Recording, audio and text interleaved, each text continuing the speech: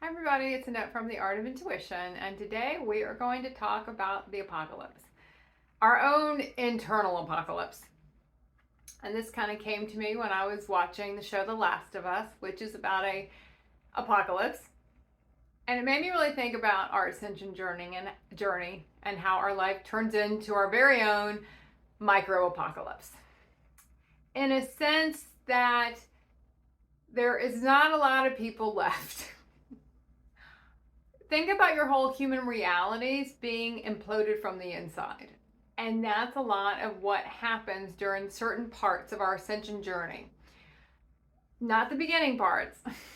Those are the parts where we're starting to just embody in the energy, feeling the energies, but we're not utilizing those energies yet to transform anything. We're not really getting into our alchemy part of our process yet.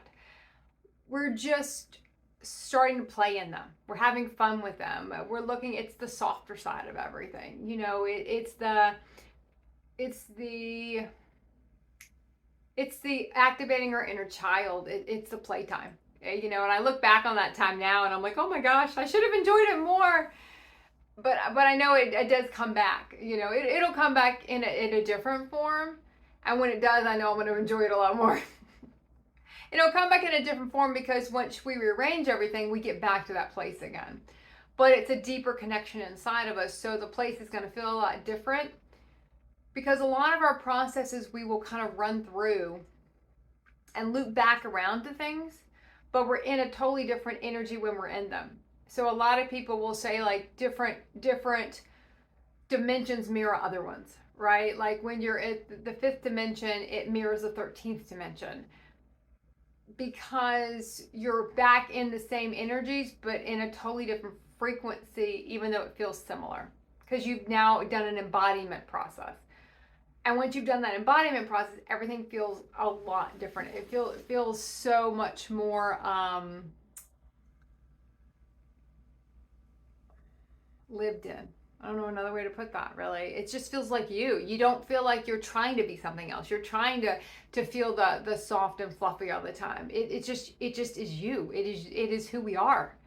We're not faking it anymore. For a lot of it, you kind of fake it till you make it. You just keep feeling that energy until you can embody it. But what happens is we start to have to rearrange a lot of stuff. And if we don't rearrange it ourselves, or a universe will rearrange it for us, which normally means it just kind of exits it out, exit stage left to a lot of our shit. And we turn around one day and it feels like we've been through the apocalypse. Possible every system you had has been blown up. And that means any system you adhere to. If you are really strong into the money system, as far as worrying about all the stuff we worried about as humans when we're in the money system, that's been completely imploded. If you had a relationship, there's a good chance it's gone through a massive transition. And we're going to talk right now just about romantic partners, whether spouses, boyfriends, girlfriends. It's not saying that some of them don't make it, because some of them will make it. I was lucky I wasn't in any of those, so I didn't have to deal with that part. I know it happened to me with other relationships, but I do want to kind of focus just on this one real quick, because it is one that concerns a lot of people, because there's a bigger social system to that. There's more judgment to that one if it doesn't work. And not because of the humans' reasons it doesn't work. Human reasons it doesn't work, they're okay. You know what I mean? Like, they're now accepted by society. Where if you're looking back in the 20s and 30s and 40s and 50s, there was really no reason to divorce. But now those things are accepted. What is going to feel weird to others, or seem weird to others, is when relationships fail because you're on an ascension journey and the other person isn't. And you can't hold the frequency together anymore. You can't hold the reality together anymore. So some are going to make it, some are not. It depends on the different people in the relationship. So when your ego is telling you, oh, you're going to have to give up all these things, not necessarily. It's not saying it won't make it. Some do, some don't. So don't listen to it when it tells you it's not going to.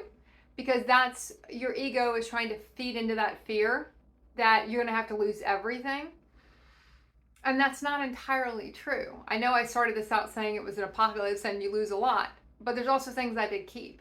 The purest relationships I kept, the ones that brought me the most joy, I did keep. They've transitioned a lot. They've changed a lot. They've morphed a lot. I'm not as attached to them as I was before because they've gone through times where I didn't see the people as much. So I'm not wrapped up in them like I used to be, but they're still there. But they're there in a purer state because they've been able to be elevated to a purer state. But a lot of the systems that when you see that are gone in The Last of Us, whole money system's gone, support systems are gone, everyone's just kind of running around trying to survive. And there is a sense and a way to that, even though you're also, when we're doing that part, we're clearing our survival instinct. We are purging that root chakra instinct of killed or be killed in a sense. We're working through all that stuff. But there'll be times when you might have very little money to deal with. There'll be times when you have to maybe live in a place you never thought you'd go live, but that's where you are. There'll be times when there's no people around. You're like, am I the last of us? Am I the last one? Is there anyone else in this reality with me? And it might feel like that sometimes. It feels like kind of everything you worked for in your human existence was gone. And I know there's a line in the show where he's like, it started on Friday and by Monday everything was gone. Now, luckily for us, it's not that fast, but it'll be like it started in this year and by this year it was all gone. Because everything we built in our human existence is distorted. It's not pure. So for a majority of us, we kind of learn to just let it go after it starts falling down, because we do also start to realize once we've been through it enough that it really is just holding us back to a reality that's more awesome. And usually the realities we don't want to do are the ones we're going to enjoy the most, because they're going to be the more soul aligned realities, and they're not going to be human aligned realities. And those are the ones that don't make us very happy, even though at the time we don't realize that they don't make us very happy. There's also a part of this journey where we start to realize that no matter what situation we are in, where we're put, where we're living, whatever we're doing, whether we're in the traveling phase, we're in the nesting phase, whatever it is, that we're not phased anymore. It used to be in the beginning, you don't feel happy anywhere. No matter where you are, you don't feel happy, you don't feel this, you don't feel that. We get to a point where it doesn't matter. None of that outside shit matters anymore, because the connection inside is where we draw from. That's what brings us our happiness. That's what brings us our peace. That's what brings us our bliss. It's not about any of the external stuff on where you live, who you're with, who's in your life. Doesn't matter. Normally, with the exception of one person, one child, and even that sometimes it grates on my nerves, I would much rather be by myself. And the times when I'm by myself, and now I'm not by myself quite as much because I'm in a house with people, but when I live by myself, and I lived by myself for, 16, 17 years, I got so used to being by myself, especially toward the different parts of our process. As my human, I got used to it, but I didn't like it so much, but I got used to it because that was what it was. After I went through so many years of my ascension process, I found like I enjoyed it more, and I actually preferred it. I preferred it because we need a lot of space. We need a lot of energetic space for our energy fields to spread out. We don't need, having a lot of people in your field completely disrupts your field. I don't move as fast. I can't put out as much work. I can't do as many things when there are people around me. That's why I can't stream when there's anyone else in the house. One reason, I have to be at a certain place for the internet to work. But there's a different reason. I have to have my field very expanded to be able to do that, because it's very in the moment kind of stuff. And I have to be very expanded to do that, so I can see all the things I want to bring into the conversation. I can't do that with people around. Now, even though there are people in the house with me here, the location is fairly remote. So whereas when I lived more in the city, in a very clustered part of the state, even though I myself was in a little condo or townhouse, I guess, by itself, there were so many people around me, you know, right next door, across the street, everywhere, above and everywhere else. But here, I might have 2 people in the house with me, but there's really nobody else around. The energy field can expand very, very, very wide because there's actually nobody else here. So the per capita people is a lot less, right?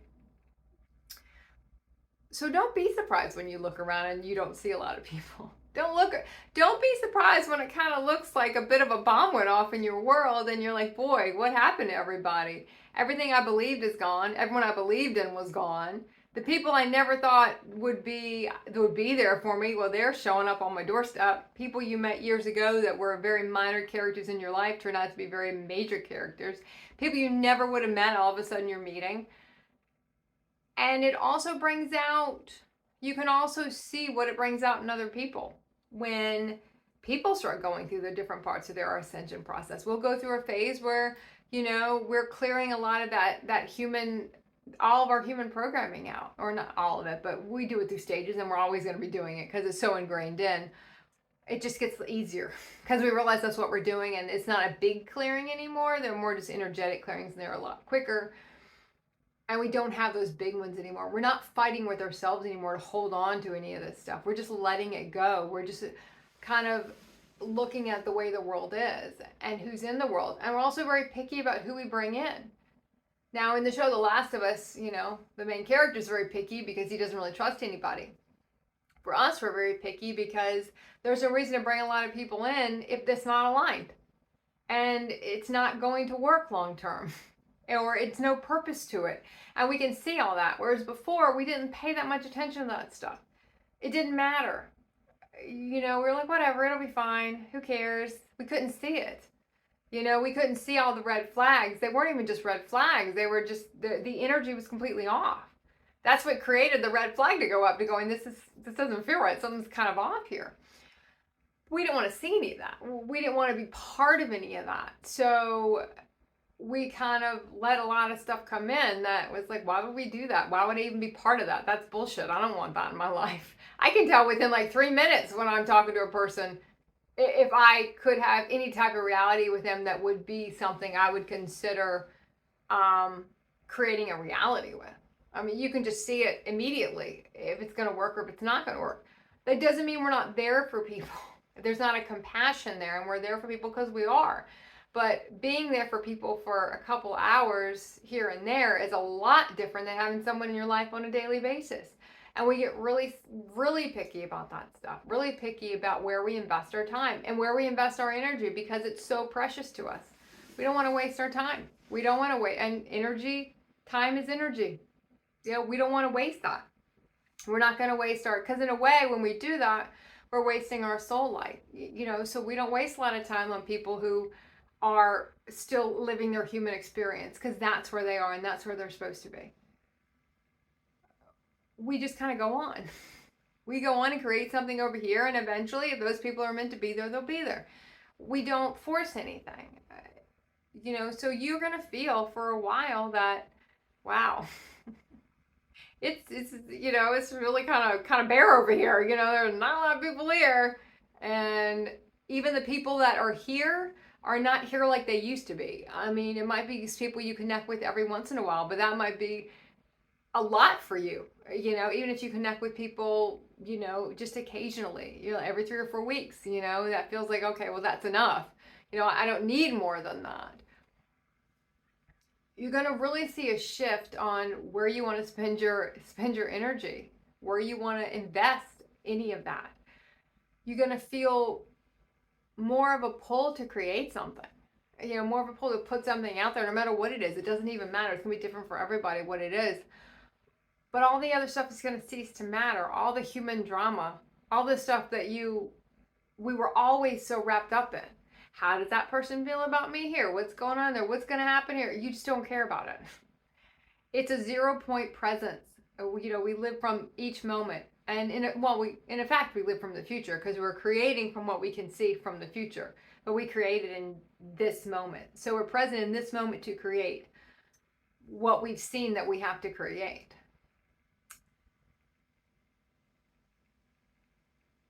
The biggest part of ascension, when we ascend our consciousness and we ascend ourselves out of the human realities and out of all the human games and out of all the human things that we played into over and over and over and over again, getting out of that stuff, it is the most freeing experience you're going to have.